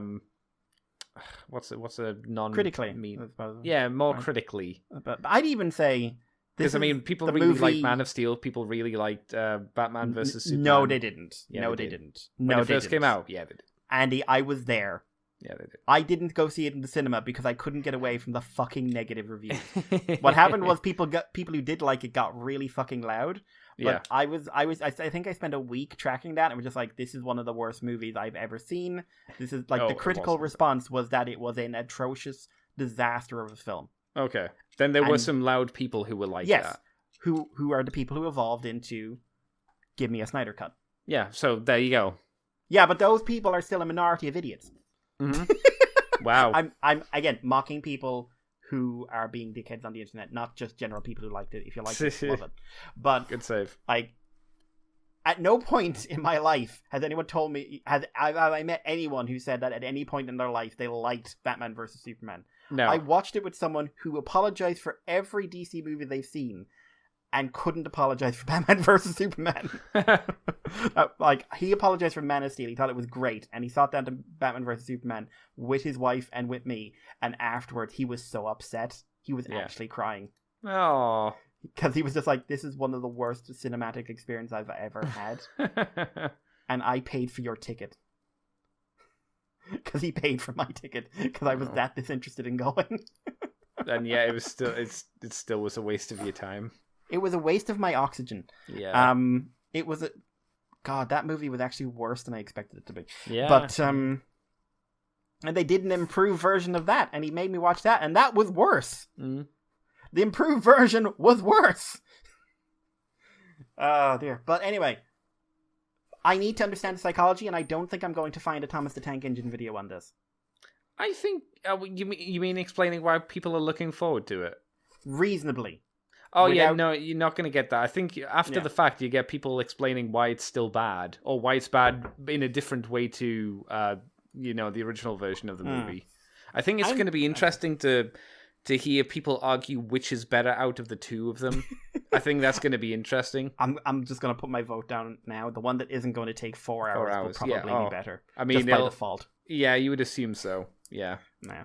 I'm sad thing is I'm probably going to have to find a way either to pay Warner Brothers money anyway if they're going to do Godzilla vs. Kong in a way I can actually watch. Oh, that's true. Yeah. And if they aren't, I'm not responsible for my actions. Ah. Because if someone spoils that for me, I'm coming, and I will not be gentle. I think you should prepare for that because I wouldn't be shocked. I will not give them time, shall I say? Okay. Not that I'm admitting to anything. And Andy, Mikey, did you do anything of note? not a huge amount, unsurprisingly. I am caught up now with the Spider anime because I decided to watch that this week. It's I wouldn't say the story is the most amazing, but the main character is so endearing that it drew me in. I find her a very likable little spider character. So I'm enjoying it purely on that fact. It's not like it's a bad show or anything, but that's the main reason that keeps me coming back. I'm like, I like this little spider. She's quite fun, and she's very, very peppy. She's a lot of fun. And there is, I apparently this was deliberate, but I do find the cuts between like the spider's life and the other people's life quite a hard cut, especially in the first episode, where I had no idea what the fuck was going on, because it just does a really hard cut to the school. Yeah, I remember being a bit shocked by that as well. Yes, apparently that's how it is in the manga or the light novel or whatever, and it's kind of meant to be like that. It doesn't make it less like jarring, at least to me. So I did that. So that was 6 episodes. So I watched those 6 episodes.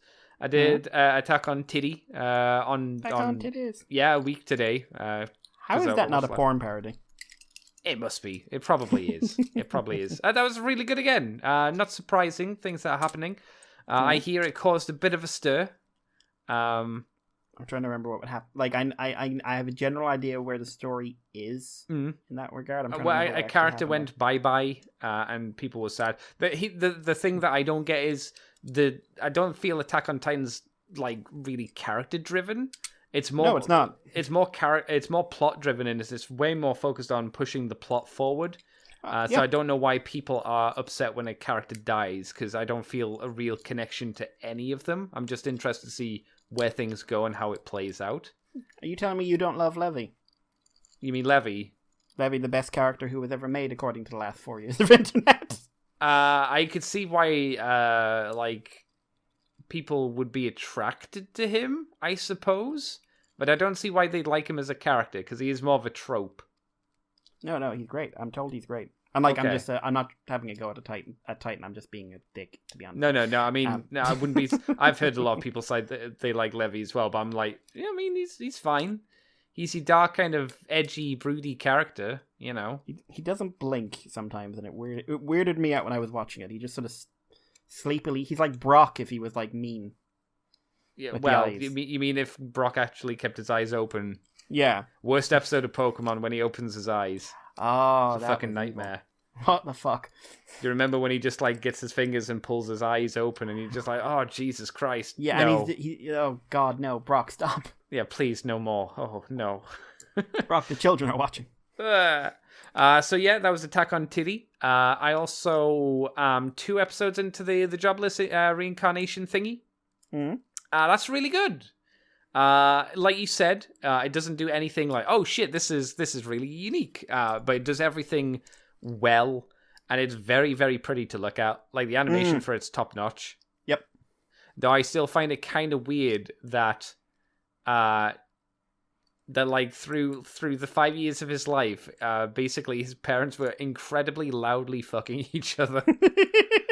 Not even subtly, and he's just like, fuck's sake.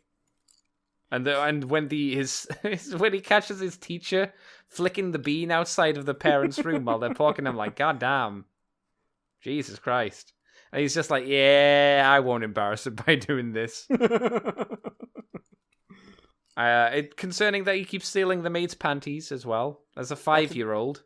I will admit that is a recurring theme. Okay, I mean that's fair enough, because he is a 30-year-old man who just happens to recall his life. He's also, yeah, it's just good. It's good. He seemed to get over the trauma of being a shut-in without too much issue. It was handled quite quickly. Did they give his backstory in that one? In the same episode, yes. Yeah. I think the way I read it is that it's like he's convinced himself so much that it was terrible, like going past, like you go past that wall and suddenly it all fades away, which does sometimes happen in life. Sometimes you hit a barrier in life that you've created for yourself, and then you hop over that barrier and it's just like, oh shit, what was I doing? I just think I understand why it was handled quickly, because you can't have him linger at home for too long, and you got to get the plot moving. But because it was almost brought up in that episode and then ended in that episode.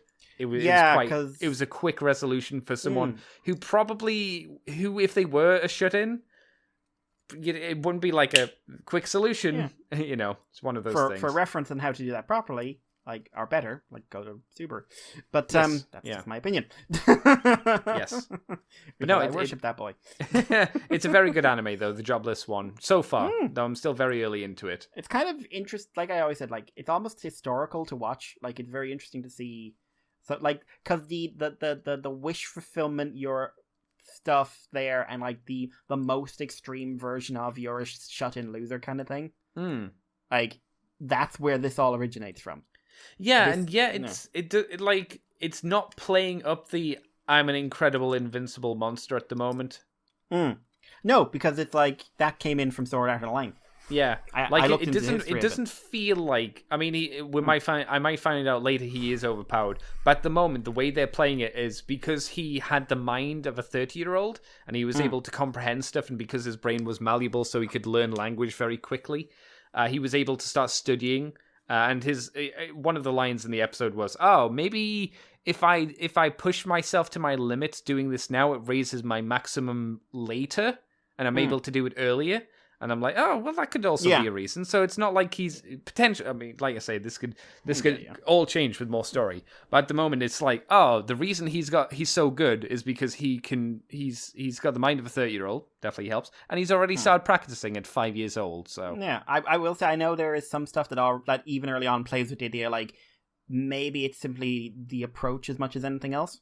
Right. Like, and I've only seen 4 episodes, so but it's an interesting one. It's an interesting one, like, to watch, especially now. I know it's going to get a season 2. They've confirmed that. That's good. That's good. It's very pretty, so I'm very glad to hear that it's going to still be pretty and keep going. Don't know if it's a 13 or 20 something episode though. Oh, for this season or for next season? Either. I don't know. Maybe it depends on numbers. Actually, no. If it's already confirmed, they've already probably decided how many episodes it is. Putting my money down, I'd say 13. I think that's fair. I think that's usually the safe one to go for, unless it's like a really popular Shonen Jump series. I would imagine, but again, could be wrong. Did I watch anything else? No, I don't think I watched anything else. I rewatched because I had Amazon Prime and I was like, let's rewatch some stuff. I rewatched Beverly Hills Cop 2 and 3. God almighty, I haven't seen those in about 20 years. Yeah, that's why I wanted to rewatch them. 2 is still good. 2 is a very good film. 3 it feels like it's more of a direct-to-VHS kind of movie. It's not nearly as good. It feels more like for a paycheck than it is to make another good Beverly Hills Cop. But Beverly Hills Cop 2 is good. It does feel like a sequel. Like, it does feel like, just get him back and we'll do something with his friends and stuff. But it's well done and the humor's still there. Unlike 3, where it's fun, but it like I said, it felt like a phone-in affair from everybody. But it's good, hey. I also watched Kong Skull Island for a second time today. Again, nice to rewatch that. That's quite a fun movie. I don't remember it being as funny as it is. And there's quite a few laughs in that film. Not a lot of fighting, though. It's surprising kind of how quickly the movie plays. It felt like time kind of whizzed by very quickly. But no, that was enjoyable. I returned to Monkey. Too monkey. And I did get a HLJ packet in the post, which contained a Portanova from the 30-minute missions, which is a mono-eyed one. I got the red version. And yeah, the 30-minute mission kits are very good still. They're very, very good. And they get better with the more parts that you buy from like customizing packs and upgrade packs and stuff like that. But all the joints are really tight and nice on him. It's just a really good designed little model kit system, I would say. And it's Bandai, so you know it's top quality at the very least. I think you need to try out some of them in the future, Mr. Mikey. I think I might. Yeah, at the very least, maybe wait until March or May when the ninja-styled one and the samurai-styled one come out. Potentially. I'll be getting them. And I also got a SD Gundam from your show that you were talking about earlier. I got the Dongzhuo, the Provenance Gundam. He's nice. I'm surprised how few stickers there are on him. But that's maybe for the best because most of the detail is for paint. He's not super posable just because of all of the size of everything on him. And he's an SD kit, so it's kind of what you expect, especially for like £3 to £4.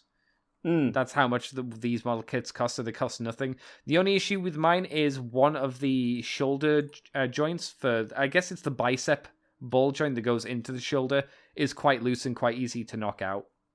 But apart from that, he's neat, and he turns into a dinosaur, and he requires a lot of paint to kind of up his game, I think. But at the moment, it's not painting weather. It's too cold.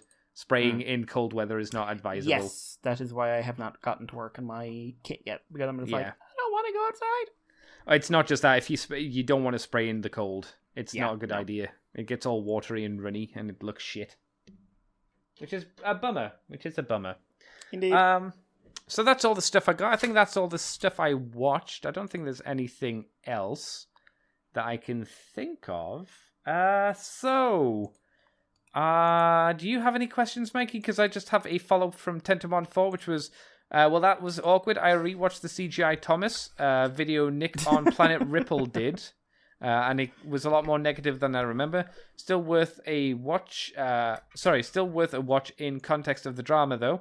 And yeah, I'd also like to see a new Legacy of Kain game. I think anyone that has played a Legacy of Kain game would like to see one, but I don't think we're going to get one again. No, I think that ain't coming back anytime soon. No, it says me. I don't know if it's for the best or for the worst. I'm not sure. Because I don't know how well they actually do it, to be honest. Yeah, it's weird. We do have an email. Oh my god. From Andreas Zindel. You might be calling out your name, but you didn't give me an alternate. So this is a little bit of a long one, so I'm gonna just go through. Andy here with my continuous effort to turn Moonbase 2 into Whitebase 2, aka a Gundam podcast. Hey! To be fair, we're doing it at best. What is the someone's picking a fight. I did buy G Generations today, the SD Gundam game, which I'm gonna be playing on stream tonight. Meant to play that, and I don't have money at the moment because I also bought the ReZero game and haven't started playing it. So I'll be playing that tonight on stream. Apparently it's a lot of the non-Universal Century stuff, so that's kind of interesting. So I'm looking forward to giving that a try, seeing how that works. Hopefully it'll be interesting to stream, but I have no idea. Are you just gonna fly around the Double X? No, I'll be playing because I got the DLC. I'll be flying around as the Master Gundam. Well, yes, well. Yeah. Or the Virgo? Is it the Virgo? The red one from after the one from After War Gundam X? Yeah, the Sargo. Yeah, I've got that as well. He's in one of the packs. I like that design. Same. It's neat. It's better than the Shenlong or whatever the one was from Wing. Yeah. Like a lot more like if the Epion and an actual dragon had a baby. Yes. Sorry, you were saying though. Yeah, so, what is the best Gundam show, and why is it Gundam Build Fighter Try? It's not Try. It's not. It's not in my opinion. Yeah. Okay, so, what do you think is the best one, then? I mean, you haven't seen everything, so out of the things you've seen... I've seen only, 5 or 6... I've seen all the Build series, I've seen Turn A, and I've seen... After War Gundam X, I've started Zeta. I haven't gone back to it yet. So and the SD Gundam show. And the SD show. So, of the ones I've seen, I'd honestly say Re-Rise. I think that's the best of the ones I've seen in terms of character, story, plot, action, animation, everything else. After War Gundam X is very good, but it has not the best pacing. It has definite pacing problems. Turn A has a lot of really high concept ideas that have a problem with delivery, particularly in stuff like audio and voice work, and also has a bit of a plot progression problem. And I have always said, if you took the first half of Tri and the second half of the original Build Fighter series and put them together, you'd have a really solid show. Because I don't like the first half of one, I don't like the second half of the other. What you've seen more Gundam than me, Andy. What would you say? As the best one, is Mobile Suit Team. I was going to say, is it Tri? No, it's definitely not Tri. I much prefer the first season of Build Fighters than any of the other Build Fighters stuff. Will we ever forgive them for the Doman Kashu thing? No. I don't know whether that's. I don't think that's the only reason I didn't like Tri. I think I just got bored of the very, very stereotypical tournament arc. And I know obviously the first season did that as well, but they stuck that at the end. It felt like it went on too long through Tri for myself. But yeah, the Domon Kashu fuck up. That was terrible. They did my boy in. And they could have... You and I talked about how they could have just made it better, and I'm sure we talked about it on the show as well. And it wouldn't have been that hard to do. No, you just do a special ending. That's the ending. And you have Master Asia in there as well. It's obvious. You just have a fight between the God Gundam and the Nile and the Burning. I think you have a tag team match. You have a tag team match between the four of them.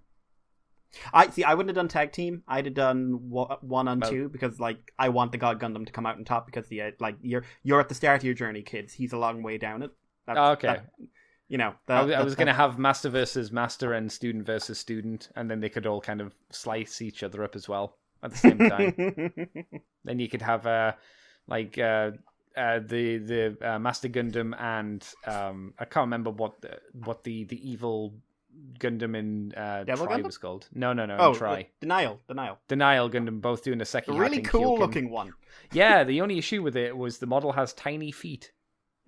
Tiny feet, and it makes it harder to stand, which is a shame about that kit. It's its only issue. Everything else about it is really cool. Love the design of the Nile. In terms of the best Gundams show, it's probably the 8th Mobile Suit Team. It's really solid. It's more real world Gundam as well than any of the other ones that I can think of, because I don't remember there being any talk of new types. Everything's very big and clunky and heavy in the show. And they're not, they are Gundams, but they're not like what you would think the Gundam is, which is like an army killer. It's not like the Gundams in this are not army killers. They're just the standard mech, basically. So it's really good. It's top quality. Cool. I've been meaning, that's one of the ones I'm planning to watch because it's a shorter one as well. But so on to the big question: why does every time I picture Star Saber, the robot, not the sword, show up on a Transformers message board, someone says that's a nice looking Gundam, haha?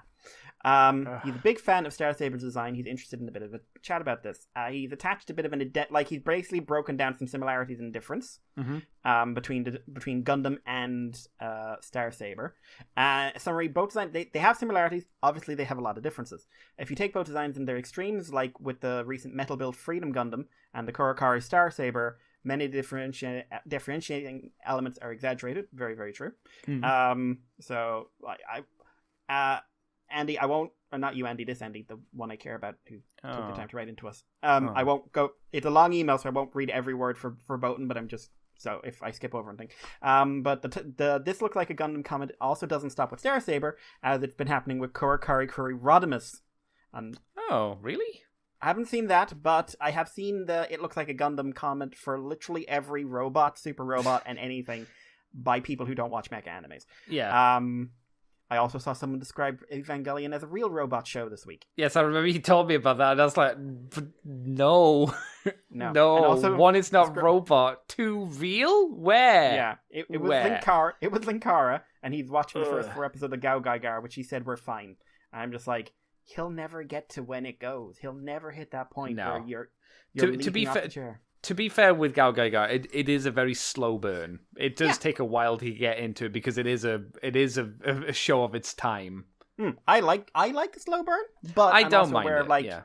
when that show hits its amazing point, holy fuck. Yes, and the good thing about its slow burn is it actually does a thing that most of those shows didn't do at the time, and it explains why they don't. The bad guy doesn't do the same thing again and again. It's like because they can't, because the good guys can counter it. They put a lot of thought into that show. A design that shows a lot of elements with a Gundam is the Kurokarakuri Megatron. To a point, I'd say that's more like it just shares a lot of mecha elements. Starting to build wide shoulders. Athletic protruding. You wouldn't like change the head and you've got like, I'd say like one of the manga Universal Century Gundams, like the Moon or something like that. I was thinking like one of the seed ones, like the Destiny, because of the shape of the wings. If you spread the wings out, Megatron's back kind of thing. Yeah. But he's never seen it compared to a Gundam. The main difference being the head with no visible antenna or anything like that. Sure. Could it be a case where people who are not interested in Transformers outside of season 1 to 3 dismissing Starsaber as a failed Gundam clone because he's not a real Transformer, while Stealth Bomber Megatron is still Megatron? Keep up good podcasting. Looking forward to the next episode. You are a fool, sir. We do terrible work.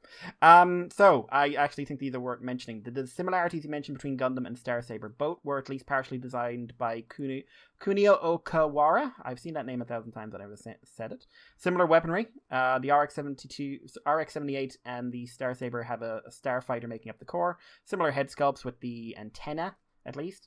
And a faceplate. Starsaber has knee spikes, which are very uncharacteristic for Transformers, but are common for Gundams. Both have a pronounced bulge in the front of their waist, which is uncommon for Transformers. And differences are things like color scheme, build, how those antennae are structured instead of like the V crest, how the faceplate is different, things like just general structure. So you and I have actually talked about this to each other at least more than once. Yeah. Because we're tired of it, and it's really annoying to see all the time.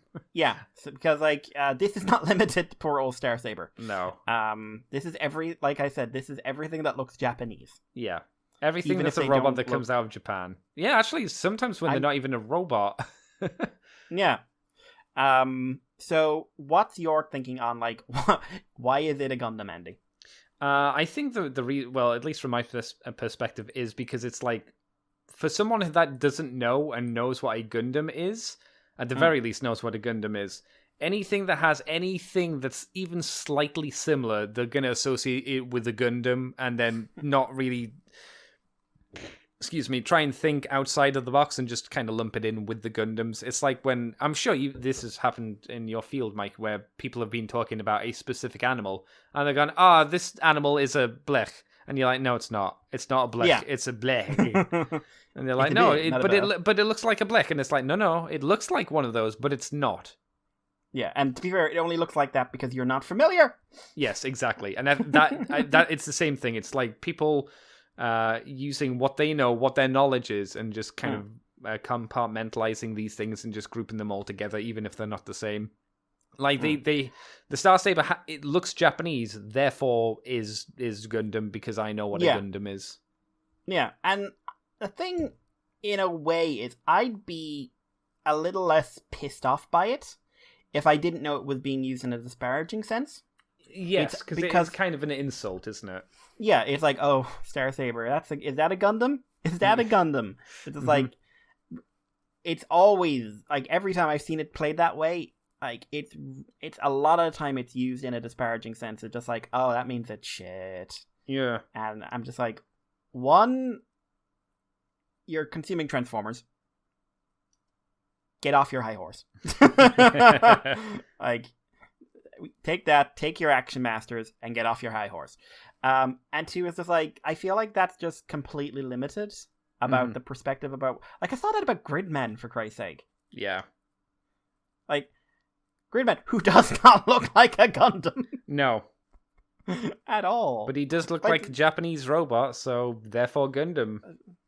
To a point, he does. I mean, it certainly is a gun. Like, okay, let's get it on the table. The Gridman anime is not a Toku show. No. It's a mecha anime. That turns into a Toku show in the last episode, but even then, it's more of a Trigger Toku show than the standard. But it's just a weird thing to me that Gundam has been going for 40-something years. Even when I wasn't interested in it, I definitely respected the fact it's been around as long as it has. Sure, yeah, definitely. and is like way more respected than Transformers. Let's be honest. Oh my god, yeah. I mean, it's to be fair, the amount of fiction it has, it is better. Like I'd say most of the fiction of Gundam is better than Transformers easily. Yeah, absolutely. I think it has some amazing stinkers from what little I've seen. Oh yeah, yeah, totally. But I mean, it's very strange to me to take the high horse that your spade a spade. Your fandom, which is derived from a toy ad from the 1980s, that is mostly made up of children's television that frequently is bad. And the most recent thing, which they pretended was for adults, which was frequently bad. Also, that emanated from Japan, or originated from Japan. Yes. All of the robots are Japanese robots. Yes. To the point where there is now a thing of, like, Diaclone has revived and is making Transformers-style Diaclone figures. Yes. Also Gridman, because Takara now has the toy license. But, it's very strange to me. Like, if you don't understand it, and you're just like, you don't get it, and just like, is that like Gundam? If you're asking me that sincerely, and just like, that's cool, that's thumbs up. But like this, like, it's a nice looking Gundam with Starsaber, is just the most disparaging bullshit that shows a certain lack of broad-mindedness, shall we say? Yeah. And I recommend you watch Gunbuster, actually. I think that would be a good start for people who aren't into mecha shows.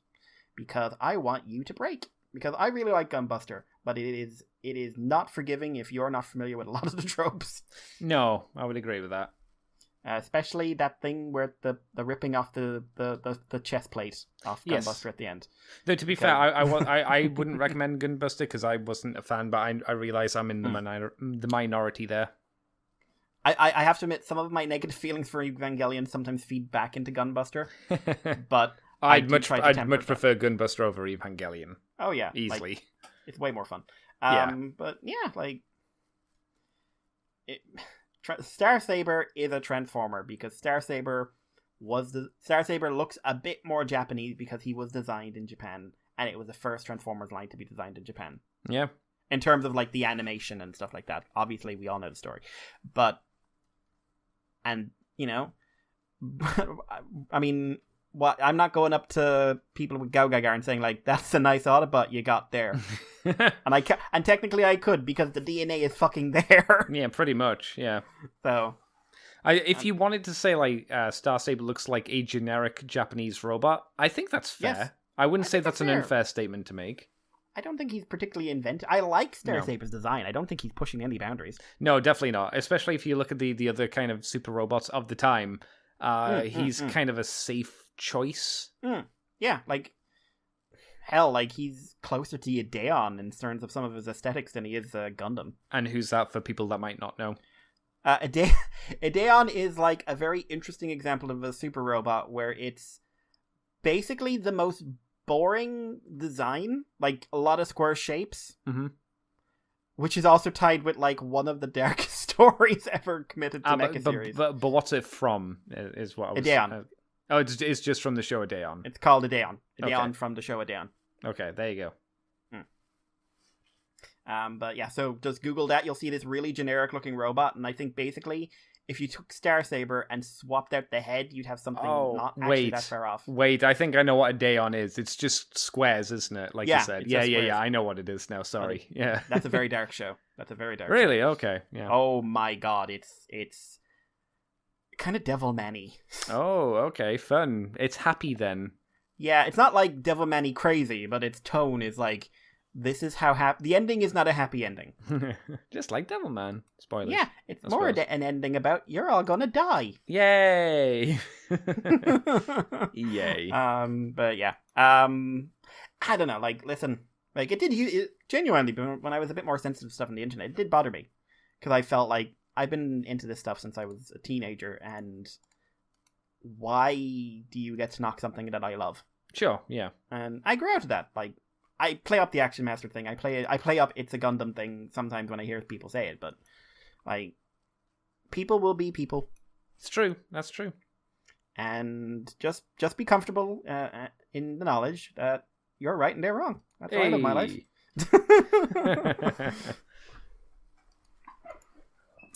Any other thoughts? No, I don't think so. I can't think of anything else. Is that it, Mr. Mikey? That is... the dog wanted to go. That is it from Andreas Zindel. Thank you so much for the comment. That was a really interesting one. Yeah, thanks for the question. Yeah, it's always nice to get him. Right, where can people find you on the internet, Mr. Mikey, if you want them to? You can find me on Twitter as Irish Paleo, and you can send us a message over on the Moonbase 2 at Twitter, the Moonbase 2 at gmail.com, or the Moonbase 2 Facebook, or the Moonbase 2 Patreon, or the Moonbase 2 Libsyn, or Moonbase 2 on Weebly with Andy, because let's face it, that's what it is. True. Or basically just send us a message any way you can think of, and we'll get back to you when we can. Yeah. What about you, Andy? You can find me on Twitter, CCTFW, on YouTube, the Scrubber Commander TFW. You can find this podcast on most places, Mikey said, the Moonbase 2 forums, Twitter, iTunes, Facebook, Libsyn. You can find us on YouTube as Moonbase 2 Transformers Podcast, and you can also find us on Weebly, as Mikey said. And if you want to head over to patreon.com/Moonbase2, you can do $2 each month and get the extended version of From the Files of Teletran 2. You also get it a week early, which we need to do this soon, whether it's this week or next week, I can't remember. And you also get the Moonbase Woo Woo, where we talk about non-transformery things, which we need to also sort out for this month. Yes, I will hopefully be recording it during the week. Oh my god, very good, Mr. Mikey, very good. Right, well, everybody, thank you very much for coming on by. Hope you've had fun like we have, and we will catch you next time with either less Transformers news or... It's probably less Transformers news, let's be honest, because that's how it's going at the moment. We'll probably talk more about Gundam at this rate. Yeah, we might do. Hey, if you want us to talk about Gundam, send us some Gundam questions. We'll talk about it. Yeah, I'll talk about anything that's legal. Yay! Cool, that's nice. Do you know what? Do you know what I've been meaning to try? What have you been meaning to try? That Macross series with the guitar I see going around. Yeah, I've been meaning to try Macross stuff, but I've only seen like the movie or something like that, and I was like, it didn't do it for me. All I saw from Macross was what was on Sci-Fi Channel back in the day, and I think that was some OVA. Yeah, and then right. I randomly started Googling during like mecha shows during the week, and then I see like in Macross there's basically giant space alien people. Yes, yeah, I've seen a few clips of like a very small dude trying to kiss a gigantic lady, and it was weird. I was like, what's going on? She's very big. She is very big. Yeah. And I was just like, okay. And then I saw like there's a guitar and a guy piloting a because Macross looks so serious when you look at the designs and stuff like that. It looks so grounded. I think the original stuff is. But I don't know. I think there's like the side stuff, which we're both talking about now, which is the weirdest stuff. But I don't know.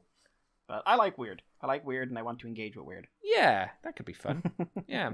So until next week, everybody, thank you very much for listening to us. And we will catch you next time. Bye-bye, everybody. Bye-bye. Bye-bye. You are now leaving Moonbase 2.